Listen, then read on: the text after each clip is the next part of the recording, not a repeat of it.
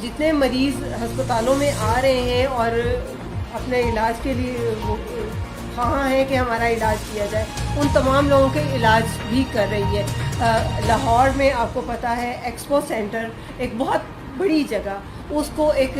علاج گاہ کے طور پہ انہوں نے بنا دیا ہے، پراپرلی ایک کرنٹائن سینٹر وہ بن گیا، وہاں پہ مریضوں کو رکھا جا رہا ہے، ان کا علاج کیا جا رہا ہے۔ اور بیسکلی ہمارا بحیثیت قوم یہ المیہ ہے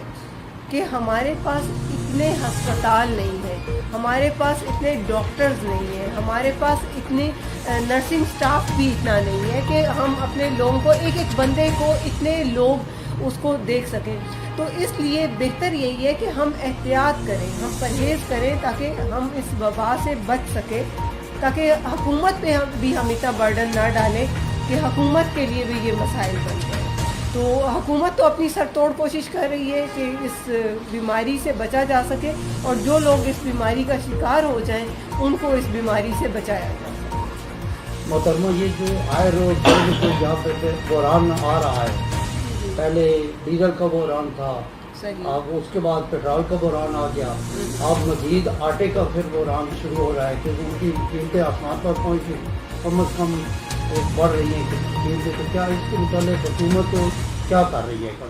دیکھیں، ان تمام چیزوں کے متعلق حکومت کے تو اقدامات بہت احسن ہیں۔ اب مسئلہ یہ ہے کہ اگر ہم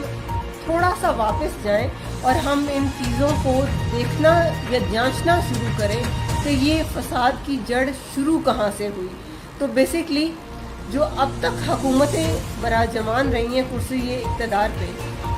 کیونکہ خان صاحب تو اب آ کے کرسی پہ بیٹھے ہیں، اس سے پہلے جو حکومتیں برجمان رہی ہیں انہوں نے حالات کو اس حد تک سنگین کیا ہے کہ آج وہ سارا کچھ بھگتنا پڑ رہا ہے پاکستان تحریک انصاف کی حکومت کو۔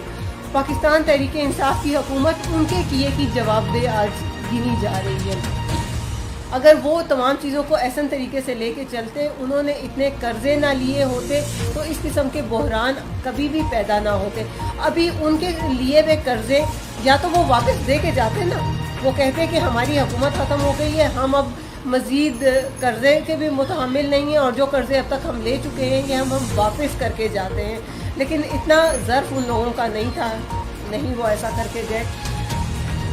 تو اب وہ سارا کچھ اب ہمیں نبٹنا پڑ رہا ہے۔ تو ہم اپنی ہر ممکن کوشش کر رہے ہیں، اور یہ جتنے بھی بحران ڈیولپ ہو رہے ہیں یہ سارے بحران اسی کرائسس کا نتیجہ ہیں، یہ سارا اسی وجہ سے چیزیں جو ہیں وہ سامنے آ رہی ہیں۔ تو انشاءاللہ تعالی ہم جتنی کوشش کر رہے ہیں انشاءاللہ اللہ خیر کرے گا۔